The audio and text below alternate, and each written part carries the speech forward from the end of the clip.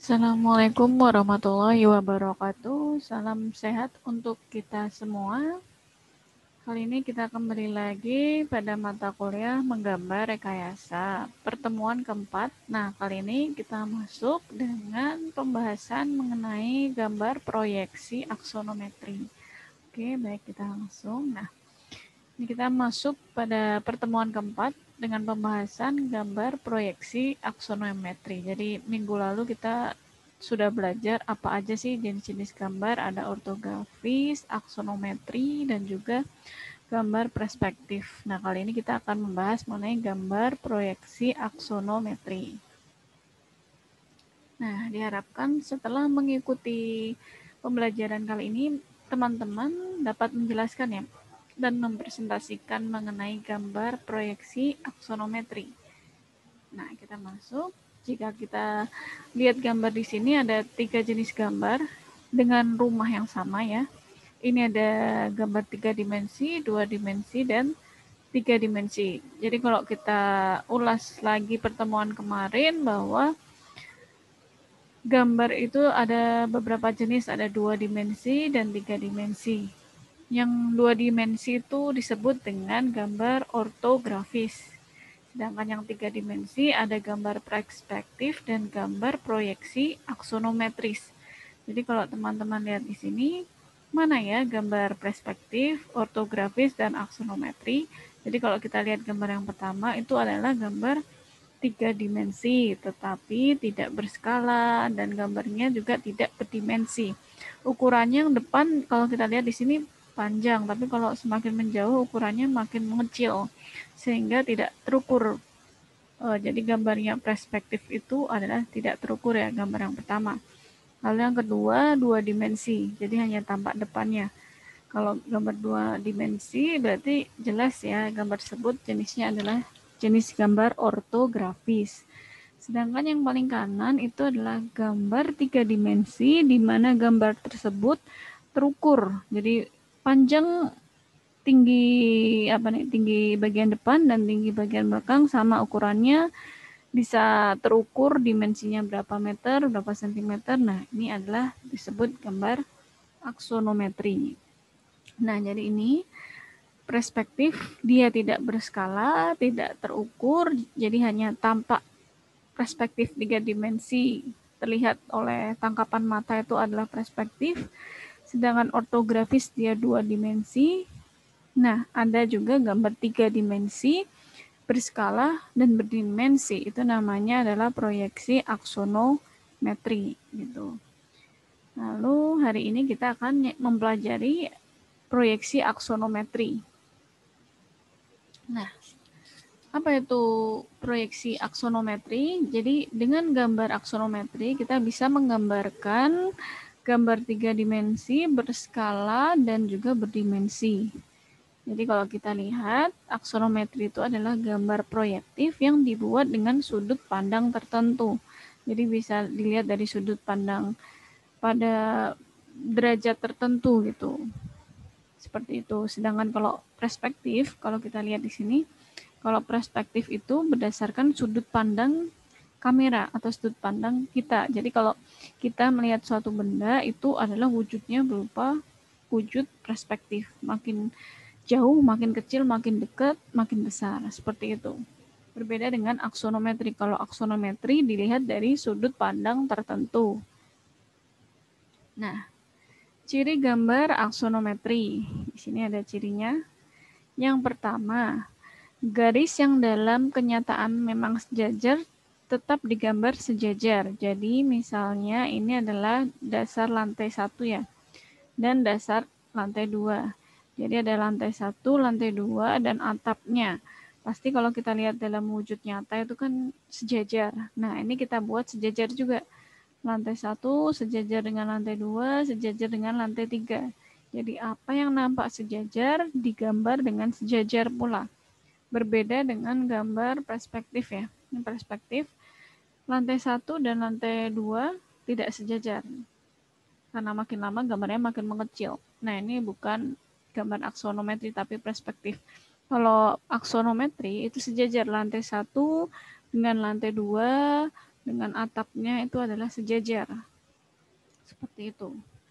Lalu garis yang vertikal secara alamiah digambar dengan vertikal. Jadi vertikalnya sama ya. Jadi yang di depan misalnya vertikalnya 8 meter, maka bagian belakang juga kita menggambar garis vertikal yang sejajar dengan garis yang di depan sepanjang 8 meter juga.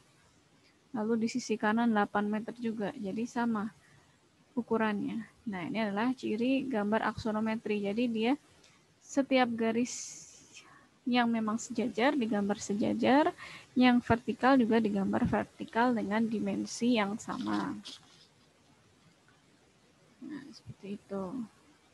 Sekarang kita lihat di sini pengertiannya. Jadi proyeksi aksonometri ini adalah proyeksi yang menggambar benda dengan ketentuan sudut. Jadi di sini sudutnya, ketentuan sudut proyeksi dan skala pemendekan. Nah, sudut dan skala ini telah ditetapkan melalui proyeksi. Ada proyeksi isometri, ada dimetri, dan trimetri. Nah, seperti apa itu isometri, dimetri, dan trimetri? Kita bisa lihat. Nah, jadi ada 3 jenis proyeksi aksonometri. Yang pertama adalah isometri ya. Yang pertama adalah isometri. Jadi isometri itu adalah jika menggunakan kemiringan gambar dengan sudut yang sama di 3 titik. Jadi ini adalah gambarnya. Ini adalah gambar rumah ya. Gambar rumah itu kan seharusnya bentuknya seperti ini ya. Rumah. Nah, seperti ini kalau kita gambar ya. Nah, gambar rumah ini kita akan gambar dengan sudut pandang tertentu, misalnya dengan menggambar isometri. Jadi kalau kita gambar secara isometri, itu seperti apa? Ini kan ada ketentuannya, kalau isometri itu adalah sudutnya itu sama. Jadi ini adalah total 180 dibagi 3 itu 60, 60, dan 60. Jadi ini adalah titiknya di sini ya. Ini titik putarnya. Ini adalah titik putar ya. Titik putar. Titik putar.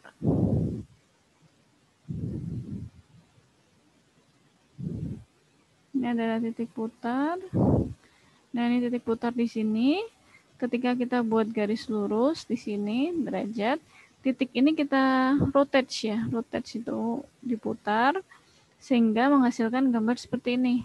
Kita rotate pada titik ini, jadi menghasilkan sudut 60 derajat, 60 derajat, dan 60 derajat. Jadi sama ketiga sudutnya. Itu adalah gambar isometri. Lalu kita gambarkan, setelah sudutnya kita tentukan, kita gambarkan ini adalah panjangnya 5 cm, maka ini juga 3 cm, sama juga di sini 3 cm, yang di sini juga 3 cm. Sedangkan yang di sebelah sini adalah 5 cm, sama juga 5 cm ukurannya. Lalu yang kedua adalah gambar dimetri. Kalau dimetri ini menggunakan kemiringan dengan 2 sudut yang sama. Jadi sudut yang sama ada di 2 sudut. Kalau tadi 3 sudut sama, kalau dimetri sudutnya beda. Yang di sebelah kiri 30, yang di sebelah kanan 30, sisanya 120. Bisa juga yang di sebelah sini misalnya 20, yang di sebelah kanan 20. Jadi sisanya di sini adalah 140 derajat. Nah, ini terserah mau dibuat berapa, yang penting kanan dan kirinya sama. 2 sudut sama, sisa yang di tengah berapa itu terserah. Nah, di sini setelah menentukan sudut, selanjutnya kita gambar ya, misalnya di sini adalah 5 cm. Kita gambar 5 cm, lalu tingginya 3 cm, 3 cm, dan 3 cm kita gambarkan. Seperti itu. Nah, lalu ada lagi namanya trimetri. Trimetri. Jika menggunakan trimetri dengan 3 sudut yang berbeda, jadi terserah teman-teman mau berapa sudut yang ditentukan, yang penting jumlahnya itu adalah 180. Kalau ini dicontoh itu adalah 60 derajat, 90 derajat, dan 30 derajat. Boleh teman-teman misalnya di sini 40, lalu di sini 60, sisanya di sini 80, itu juga nggak masalah. Jadi boleh 3 sudut yang berbeda. Cuman cara penggambarannya sama. Setelah kita menentukan sudut, membuat garis seperti ini. Panjangnya pun juga sama ya, 5 cm, digambar 6 cm, lalu 3 cm ya 3 cm, 3 cm, dan sebagainya. Jadi cara penggambarannya seperti itu. Menggunakan titik putar. Titik putarnya adalah yang ini ya. Ini titik putar. Jadi ada 3, isometri, dimetri, dan trimetri gitu. Kita lanjut. Nah, sekarang ini ada contoh tugas. Jadi tugas ini coba teman-teman buat dulu. Nanti setelah teman-teman kerjakan, teman-teman upload ya ke OneDrive yang saya sediakan di Kolabor. Setelah teman-teman upload, nanti akan saya lihat kira-kira teman-teman sudah sampai mana gitu pemahamannya mengenai menggambar proyeksi aksonometri, ataukah memang sudah bisa atau memang masih ada yang perlu diperbaiki gitu. Jadi kalau misalnya ketika saya lihat hasil tugasnya ada koreksian atau ada yang perlu diperbaiki, maka pada pertemuan minggu depan akan saya adakan kelas online ya untuk memperjelas tugas teman yang sudah dikerjakan oleh teman-teman. Jadi tugasnya seperti ini. Cobalah gambar proyeksi aksonometri dari bangunan ini ya, bangunan. Jadi ini lebarnya adalah A, panjangnya adalah B. A itu apa? A itu adalah angka terakhir pada NIM. Jadi kalau NIM terakhir 2, ya A-nya berarti 2 cm. Lalu B adalah angka kedua terakhir dari NIM. Jadi kedua terakhir dari NIM itu adalah B. Lalu selanjutnya, karena tadi ada 3 jenis ya, isometri, dimetri, dan trimetri, jadi teman-teman menggambarnya berdasarkan nomor NIM-nya. Jadi kalau angka terakhir NIM-nya 0, 1, dan 3, maka membuatnya isometri. Kalau angka NIM terakhirnya 5, 7, dan 9, menggambarnya dimetri. Jika angka terakhirnya 2, 4, 6, dan 8, menggambarnya isometri. Salah, ini harusnya trimetri ya. Trimetri, bukan dimetri. Trimetri. Nah, seperti itu. Jadi isometri, dimetri, dan trimetri. Nah, sesuai pengertian yang di sini, jadi kalau isometri 60 derajat atau sudutnya sama, kalau dimetri 2 sudut sama, sedangkan trimetri 3 sudutnya berbeda. Nah, seperti itu. Jadi coba teman-teman gambar dulu sebisa mungkin, lalu diupload di OneDrive seperti biasa hasil gambarnya. Nanti akan saya lihat kira-kira sudah sampai mana pemahaman teman-teman. Kalau misalnya masih banyak yang perlu diperbaiki, maka saya akan lakukan kelas online Zoom ya pada minggu depan untuk menjelaskan lagi gitu kira-kira sampai mana yang belum dipahami, seperti itu. Nah, paling lambat pengumpulan tugas ini adalah pada tanggal 9 Oktober, hari Jumat 9 Oktober. Nah, seperti itu tugasnya. Seperti itu pula pembahasan mengenai proyeksi aksonometri. Jadi semoga teman-teman mudah dalam memahami proyeksi aksonometri ini. Apabila ada pertanyaan bisa ditanyakan di Kolabor maupun di WhatsApp. Oke. Selamat belajar. Mohon maaf jika masih banyak tipu atau kekurangan. Terima kasih. Wassalamualaikum warahmatullahi wabarakatuh.